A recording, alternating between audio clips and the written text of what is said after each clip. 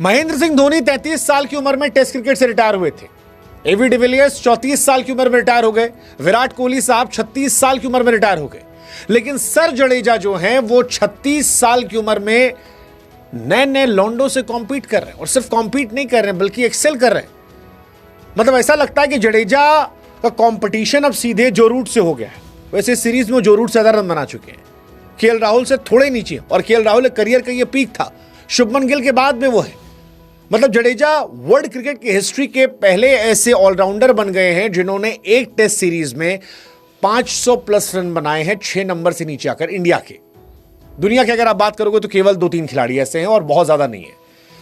600 plus run, India के पहले खिलाड़ी जो 6 नंबर के नीचे आकर 500 प्लस बनाते हैं। अगर आप ऑलराउंडर्स की बात पूरी दुनिया में करोगे तो गैरी सॉबर्स, इयान बॉथम और जैक कैलिस, आज तक की हिस्ट्री में केवल ये 3 खिलाड़ी थे जिन्होंने एक टेस्ट सीरीज में बल्लेबाजी करते हुए 500 प्लस बनाए।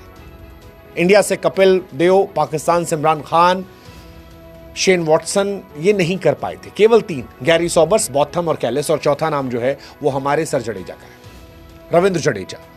36 साल की उम्र में शुभमन गिल, जो रूट, केएल राहुल, इन सबसे कंपटीशन। कमाल है यार, अद्भुत, अविश्वसनीय, अवर्णनीय। मुझे लगता है कि रविंद्र जडेजा जो एक अरसे से रोहित शर्मा, विराट कोहली इन सबके साये में थे, अब वो उनसे आगे निकल आए और बताया उन्होंने कि वो किस कैलिबर के प्लेयर हैं। 500 प्लस रन इस टेस्ट सीरीज में, सबसे ज्यादा 50 रन जडेजा के नाम, सबसे ज्यादा बड़ा एवरेज जडेजा के नाम, थर्ड मोस्ट रन इस सीरीज में जडेजा के नाम, सबसे ज्यादा third most ball face Jadeja के नाम।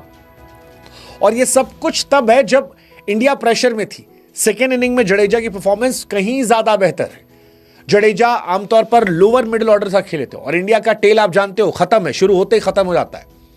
यह कहानी जडेजा की है। मतलब ओपनर और 2-3-4 नंबर तक टेस्ट क्रिकेट में ये रन आते हैं, 300, 400, 500 रन, लेकिन 6 नंबर या उसके नीचे नहीं देखने को मिलता। और इसीलिए हम कह रहे हैं कि जडेजा कमाल है, अद्भुत है, अविश्वसनीय है। इस टेस्ट सीरीज में जडेजा ने 5 मैच की 10 इनिंग में 516 रन बनाए। उनका एवरेज 86 का है। उनके पास 6 हाफ सेंचुरी है और 1 शतक है। कमाल है यार, कमाल है। ऐसी परफॉर्मेंस आपको विरले क्रिकेट में देखने को मिलती है। और मुझे लगता है कि अब चर्चा खत्म हो जानी चाहिए। इस सीरीज में जडेजा बेन स्टोक्स से बेहतर थे, इंग्लैंड के अंदर बेहतर थे। ये अपने आप में बहुत बड़ी बात है। 6 नंबर पर इतने 50 मारना, अगर आप दुनिया की हिस्ट्री में देखोगे, वो खिलाड़ी जिन्होंने 6 नंबर या उसके नीचे आकर सबसे ज्यादा एक सीरीज में अर्धशतक लगाए इंग्लैंड के अंदर, उसमें जडेजा नंबर 1 है, 6 अर्धशतक। गैरी सॉबर्स के 5 थे। शुभमन गिल ने सीरीज में 754 रन बनाए, राहुल ने 532, जडेजा 516। यह पहला मौका था जब 3 इंडिया के बल्लेबाजों ने 500 प्लस रन बनाए थे।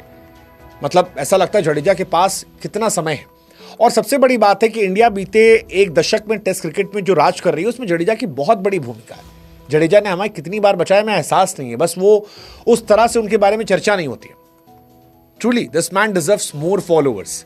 हर बार वो परफॉर्म करते हैं। जब आपकी फंसती है जडेजा, आपको मैच बचाते नजर आते हैं, कभी बैट्समैन के तौर पर, कभी फील्डर के तौर पर, कभी गेंदबाज के तौर पर। इंडिया में गेंदबाजी कमाल की है, इंग्लैंड में बल्लेबाजी कमाल की है, और वो छाए हुए हैं। इंग्लैंड के अंदर एक सीरीज में सबसे ज्यादा अर्धशतक लगाने के मामले में भी जडेजा नंबर 1 हो गए। विराट कोहली और ग्रेट सुनील गावस्कर का रिकॉर्ड तोड़ा है। इन दोनों के नाम 5-5 थे, जडेजा के नाम 6 अर्धशतक हो गए। रविंद्र जडेजा इस टेस्ट सीरीज में पहला मैच फ्लॉप थे, उसके बाद 89, 69, देन 72, 61, फिर एक मैच फ्लॉप 20 रन, फिर 107, फिर एक इनिंग फ्लॉप 9 रन, अब 53 run. That's sir Jadeja for you. मतलब सर जडेजा का जो हीरोइज्म है, मुझे लगता है आगे आने वाले समय में लोग याद रखेंगे। इस तरह की बल्लेबाजी, 516 रन 86 के एवरेज से, 6 अर्धशतक 10 इनिंग के अंदर, आपको क्या चाहिए यार। मतलब इस सीरीज में करुण नायर नहीं चले, साई सुदर्शन नहीं चले, ये प्रॉपर बैट्समैन है। और जडेजा सेकेंड टेस्ट की पहली पारी में शतक, दूसरी पारी में शतक, थर्ड टेस्ट की पहली पारी में शतक, दूसरी में शतक, चौथे टेस्ट में शतक, 5वें टेस्ट में फिर एक शतक। That is unreal consistency from sir Jadeja. Jadeja इस सीरीज में कमाल थे। और सबसे अच्छी बात यह है कि प्रेशर में कमाल थे। सेकेंड इनिंग में ज्यादा प्रेशर होता है, वहां पर सेकेंड इनिंग में पहले टेस्ट मैच में 25 run not out, second test match में 69, थर्ड टेस्ट मैच में 61, उसके बाद 107 और फिर 51। That's Jadeja for you. ICC की रैंकिंग में वो नंबर 1 है। गेंदबाजों में वो 14 नंबर पर थे। मुझे लगता है बल्लेबाजी भी 29th रैंक है, अब वो और ऊपर आएगी। और जडेजा इस जनरेशन की शायद सबसे बेहतर ऑलराउंडर है। हम कैलिस के बारे में बात करते हैं, Kallis is something different, but Jadeja इसमें कमाल है, कमाल है, अद्भुत है। इस तरह का ऑलराउंडर आपको मिल जाए तो आपके नसीब की बात है, नसीब की बात है। आई मीन क्या चाहिए आपको यार। जडेजा आप देखो, मैं बार बार बेन स्टोक्स की बात होती है, बेन स्टोक्स 34 नंबर पर है, जडेजा 29 पर है।